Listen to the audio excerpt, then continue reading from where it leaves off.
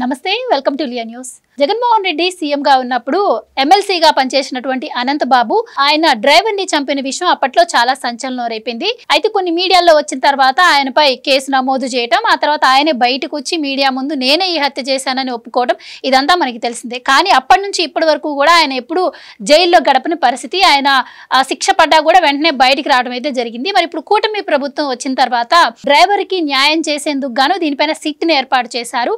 ఈ సిట్ అయితే కొన్ని సంచలన విషయాలు చెప్తోంది. అసలు ఎమ్మెల్సీ అనంత బాబు ఫోన్ అప్పుడు అధికారులు తీసుకున్నప్పుడు ఆ ఫోన్ అసలు ఓపెన్ కూడా చేసే ప్రయత్నం చేయలేదని, ఈ కేసును మళ్ళీ స్టార్టింగ్ నుంచి ఎంక్వైరీ చేయాల్సిన అవసరం ఉన్న నేపథ్యంలో ఇదే విషయాన్ని వాళ్ళు కోర్టుకు విన్నవించే అవకాశం ఉన్నట్టు తెలుస్తోంది. అసలు ఎమ్మెల్సీ అనంత బాబు ఆయన డ్రైవర్ హత్య విషయంలో ఏం జరిగింది, మరి పోలీసులు అప్పట్లో ప్రవర్తించినటువంటి తీరు, ఇలాంటి విషయాలు తెలుసుకుందాం. మనతో పాటు ఉన్నారు ప్రముఖ రాజకీయ విశ్లేషకులు అడిస్మల్లి శ్రీనివాస్ గారు. నమస్కారం. నమస్కారం అండి. సరే, ఎమ్మెల్సీ అనంతబాబు ఆయన డ్రైవర్ని చంపడం, ఆయనే వచ్చి ఒప్పుకోవటం, ఆ తర్వాత ఏదో తుతు మంత్రంగా 2-3 రోజులు జైల్లో ఉండి బయటికి రావడం మనకు తెలిసిందే. ఇక్కడ పోలీసుల వైఫల్యం ఇప్పుడు సిట్ ఏర్పాటు చేసిన తర్వాత క్లియర్గా బయటపడుతోంది.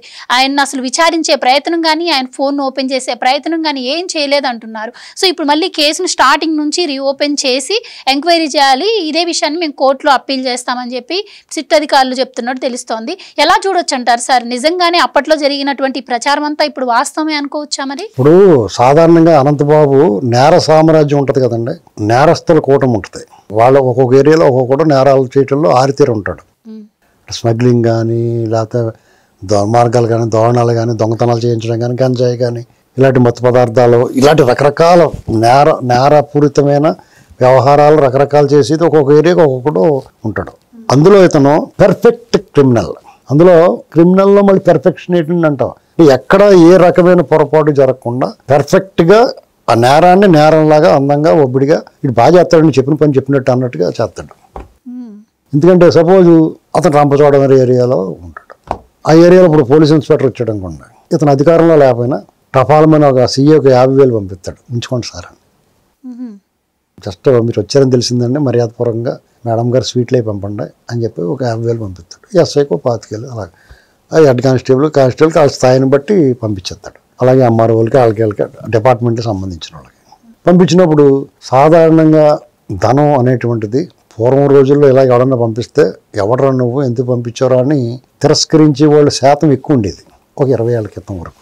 20 ఏళ్ల క్రితం అనేటువంటి సంధికాలం తర్వాత దిగజారిపోయిన పరిస్థితి. ఈ 2 దశాబ్దాల్లోనూ ఆవురావురమంట కుక్క నాయలకి ఎలా ఏలాడబడుతూ ఉంటుంది బైక్ వేసుకుని, అలా చూస్తున్నారు ఎవడిస్తాడో తినేద్దామని. ఇప్పుడు కూడా నిజాయితీగా ఇటువంటి నేరస్తులు దరిదాపులో రానివ్వకుండా ఉండేవాళ్ళు శాతం తగ్గిపోయింది. ఒక 20% వచ్చేసింది, 30% వచ్చేసింది. ఒక 70% అలా చూస్తారు. ఒక 50% అయితే డైరెక్ట్గా ఎప్పుడు ఇస్తాడని చూస్తారు. ఒక 20% మొహమాటంగా ఉంటారు. ఎందుకు వచ్చిన కూడా తప్పు చేస్తున్నామేమో అపరాధ భావం ఉంటుంది. ఒక 30% అయితే తోలు తీసేస్తారు. ఇది పరిస్థితి ప్రమాదం. దీంట్లో కొంచెం సబ్జెక్టు కరెక్షన్ ఒక 2-3% అటు ఇటుగా ఉండొచ్చు.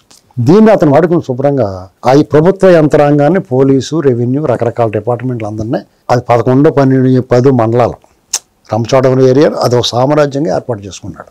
అక్కడ అతను చెయ్యని నేరం లేదు. అన్ని రకాల ఇల్లీగల్ యాక్టివిటీస్ చేస్తారు. గంజాయి, స్మగ్లింగ్, రంగురాళ్ళు, రకరకాల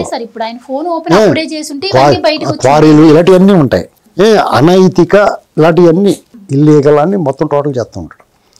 ఈ క్రమంలో అతని పేరు అంతగా బయట రాలేదు ఎవరికి చంపేసేదాకా. ఇతను ఎవడో ఉన్నాడో డాన్లో తిరుగుతున్నాడు, అన్నీ అతనే చేస్తాడు అనుకున్నారు. కానీ అలా చాలా మంది చేస్తున్నారు అనుకున్నారు. కానీ ఇతను ఎప్పుడైతే ఆ డ్రైవర్ని చంపేసి ఇంటికి డెలివరీ ఇచ్చాడో సాహసోపేతమైన చర్య. మామూలుగా కారు గుద్దేసి కింద పడిపోతుంటే భయపడిపోయి పారిపోతారు, కారు ఆపకుండా, లేదా కారు వదిలేసి పారిపోతారు. కానీ ఇతను చంపేసాడు, ఇంటికి ఇచ్చాడు. ఎంత బరి తెగింపు ఉంది అంటే ఈ చట్టం పట్ల ఎంత చులకన భావం ఉంది అతనికి. ఈ ప్రభుత్వంలో మనకు తిరగలేదనేటువంటి ధీమా ఎక్కడి నుంచి వచ్చింది అతనికి? అంటే ఇలాంటి ఆ చుట్టుపక్కల అధికారులందరినీ కొనేసుకుంటాం, కట్టేసుకోవడం. ఒకటి, వాళ్ళ బాసు వీడికన్నా దుర్మార్గమైన క్రూర స్వభావం నేరస్తుడు కాబట్టి ఇతని వెసులుబాట్లు అక్కడ ఉన్న పోలీసు అధికారులు కూడా అంతకన్నా దారుణంగా వ్యవహరించారు. నిజంగా ఈ పాపం సుబ్రహ్మణ్యం హత్య జరిగినప్పుడు నేరస్తుడు సహకరించిన పాపం ఉంటుంది చూసారా, ఈ అధికారులు కూడా చుట్టుకుంటారు. వాళ్ళు ఏ కారణం చేత భయపెట్టారా, బెదిరించారా, ప్రలోభ పెట్టారా, తప్పనిసరి పరిస్థితుల్లో ఏ పరిస్థితిలో చేసినా మీకు ఆ పాపం శాపంలాగా అంటారు. ఇంకొకటి ఇంకొక డౌట్ సార్, ఇప్పుడు ఎమ్మెల్సీ అనంతబాబు మీడియా ముందుకు వచ్చి ఆ నేరం తానే చేశానని అంగీకరించాడు. అంగీకరించిన తర్వాత మొన్న ఎలక్షన్ టైంలో కూడా జగన్మోహన్ రెడ్డి గారు ఆయన్ని వెంటేసుకొని తిరగడం, ఆయన అమాయకుడని చెప్పడం మనం చూసాం. ఇప్పుడు మరి ఆ కేసు మళ్ళీ వెలికి తీయడం, ఎంక్వైరీ జరుగుతుంది. ఆయన కనుక దోషి అని తేలితే మరి జగన్మోహన్ రెడ్డి గారిని ఏం చేయాలంటారు? ఆయన వెనకేసుకొని తిరిగినందుకు మరి నేరాన్ని ఈయన ప్రోత్సహించినట్టు అవ్వదంటారా? ఏమవుద్దంటే అండి, సమాజం కూడా ఎలా ఉందంటే, ఇతను ఆ కేసులో అరెస్ట్ అయ్యాడు. అతను విడుదలైనప్పుడు ఏదో దేశ స్వాతంత్రం కోసం అండమాన్ జైలు నుంచి విడుదలైనప్పుడు వాళ్ళకు కూడా అంత స్వాగతం లభించి ఉండదు. దేశ స్వాతంత్రం కోసం పోరాడిన వాళ్ళకి ఆ రకంగా ఇతనికి స్వాగత సత్కారాలు, దండలు, పూలహాలు, గజమాలు వేశారు. ఈ జనాలు ఏమనుకోవాలి? జగన్మోహన్ రెడ్డిని వదిలేయండి, ఈ జనాలు ఏమనాలి? వాళ్ళ బుద్ధి ఉంది, వాళ్ళు అన్నదంటారు. అసలు అతను స్వాగతం చెప్పడం బుద్ధి లేదా?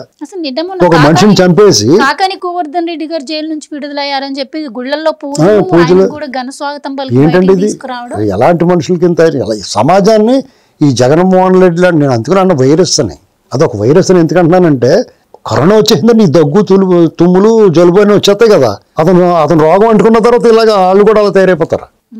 ఇతను ఇలాగ తయారైన తర్వాత ఆ పోలీసు అధికారులు అతనికి రాచమర్యాదలు చేసి జైల్లో కూడా ఇప్పుడున్న పరిస్థితులు చూస్తుంటే జగన్ అధికారంలో లేనప్పుడే వీళ్ళు జైల్లో మర్యాదలు జరుగుతున్నాయి అన్నారు.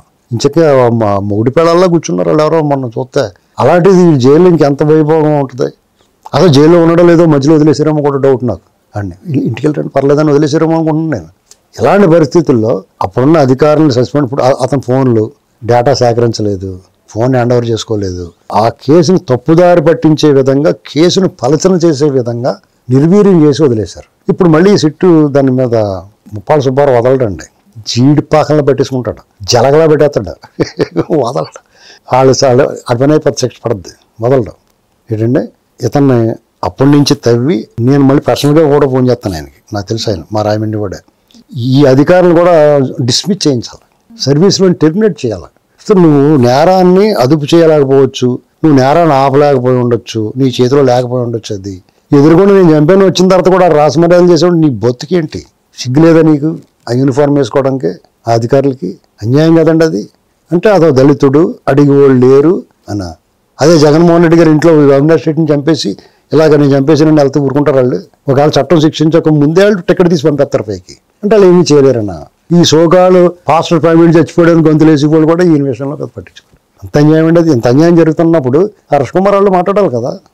ఇలాంటి దుర్మార్గమైన ఆలోచన ప్రజల్లో కూడా ఉండబట్టే ఇలాంటి నర్వప రాక్షసులు, జాకాల్స్ అంటారు వీళ్ళు, వూల్ఫ్, తోడేళ్ళు ఇలాంటి అడవుల్లో ఉండాలి. కానీ మనుషుల రూపంలో, జగన్ రూపంలో గట్ట మన మనుషుల్లోకి వచ్చేసినాయి, అనంతబాబు రూపంలో. ఏమైనా ఈ ప్రభుత్వం ఇలాంటి ప్రమాదాలు అనేకం ఉన్నాయి, పొంచి ఉన్నాయి. ఇప్పుడు స్ట్రీట్ డాగ్స్ ఉన్నాయి, దాని మీద చాలా సీరియస్ తీసి మనం ఊరకొక్కల గురించి పట్టించుకోం. ఎంత ప్రమాదమో కొన్ని వీడియోలు చూస్తుంటే గజగజ ఒళ్ళు జలదరిస్తుంది. మనం ఏదో ఆలోచించుకుంటే పోతే పడాలు మన పెరట్టేసుకుంటున్నాయి. మీకు కుక్క గరిచింది కదా అనుకుంటే పొరపాటు. అది ఏ ర్యాబిస్ అన్నా సోకిందంటే హైడ్రోఫోబియా వచ్చేస్తుంది. నీళ్లు కూడా గుట్టకపడదు మీకు. నీరుని చూస్తే కూడా పారిపోతారు. మీకు తెలుసా? కుక్క చాలు చేస్తాడు ర్యాబిస్ ముదిరిపోయిందంటే. దానికేమో వెంటనే వచ్చేది తీర్పు. ఈ జగన్ వాళ్ళకేమో అసలు ఎన్నాళ్ళు పడదో తెలియదు. ఓ దేశమా, ప్రజాస్వామ్యమా, నీకు నమస్కారం, వర్ధిల్లాలి, బ్యూటీ ఆఫ్ డెమోక్రసీ అని చెప్తారు వీళ్ళు. కానీ నేను వికృత రూపం, the ugly face of democracy అంటాను దీన్ని. ఇప్పుడు ఉన్న దేశంలోనూ రాష్ట్రంలోనూ జరుగుతున్న వ్యవహారాలనే the ugly face of democracy అంటే వికృత స్వరూపం ప్రజాస్వామ్యానికి మనం చూస్తున్నాం. ఈ అనంతబాబులు, జగన్మోహన్ రెడ్డిలు, ఇలాంటి బ్యాచ్ అంతా. దీని నుంచి ఎవరు కాపాడాలి? మనం భారతదేశం వలస పాలకుల చేతుల్లో ఉంటే ఓ గాంధీ గారు, నెహ్రూ గారు, సుభాష్ చంద్రబోస్, అల్లు సీతారామరాజు ఇలాంటి వాళ్ళందరూ, ఆంధ్రకేసరి ప్రకాశం పొందిన మొన్న ఆయన పుట్టినరోజు అయింది. ఇలాంటి వాళ్ళందరూ తుపాకీ గుండె ఎదురుపెట్టి వాళ్ళు ప్రాణాలు త్యాగం చేసి అనేక మంది అమరవీరులు. ఆ బానిస సంఖ్యలు తెంచి మనకు ఒక స్వతంత్రం ఇచ్చారు. 75 ఏళ్ళు దాటిపోయింది. అయినా సరే తోడేళ్ళు బారిన పడేశారు మనం తీసుకొచ్చి. మీరు పలహారం కింద వేసేసారు వాళ్ళకి. ఎందుకు ఆ స్వాతంత్రం? అదే బ్రిటిష్ వాళ్ళు ఉండుంటే టోపీ గట్ట పెట్టుకుని తిరుగుతూ ఉంది వాళ్ళు. మనం కూడా టోపీ పెట్టుకుంటే మనం వదిలేద్దరు వాళ్ళు. వాళ్ళు జెంటిల్మెన్లా. మనం తిడితే కూడా ఏమని అని తిడతారు వాళ్ళు. మన న్యాయాలు కూడా జరిగి వాళ్ళ కోర్టుల్లో. ఒక్క బానిసత్వము, వాళ్ళ సింహాసనాన్ని మనం గౌరవిస్తే చాలు వాళ్ళకి. ఏళ్ళలా మనం పీడించుకు తినేవారు కదా వాళ్ళు. తెలుసా అండి? అంటే మీరు ఇంకా మేము పుట్టేటప్పటికి అప్పటికి అన్నాళ్ళు అవ్వలేదు స్వాతంత్రం వచ్చి. కాబట్టి మాకు ఎమోషన్ ఉండేది. మా చిన్నప్పటి నుంచి ఆగస్టు 15 నమస్కారం పెడతాం, చాక్లెట్ తీసుకుని ఇంటికి వచ్చేసి వాళ్ళు. ఇప్పుడు ఆ ఎమోషన్ కూడా లేదు. ముందే మాత్రం వస్తే హర్ష్ కుమార్ లాంటి 2 సార్లు ఎంపీ చేసినప్పుడు మూల కూర్చుంటున్నాడు జనాలు అడ్డంగా పెట్టుకుని. ఇక ఈ దేశం ఏమైపోద్ది? చాలా ఆవేదనగా ఉంది. మా ఎలాగ ఆఖరి ఓవర్లు ఆడుతున్నాం. మాకు పర్లేదు, మీకే మీ యువతకే ఎలాంటి మొఖాలను చూడాలో ఎలాంటి వాళ్ళని చూడాలో మీ ఇష్టం. Right sir, thank you so much. Please subscribe to Leo news for more videos.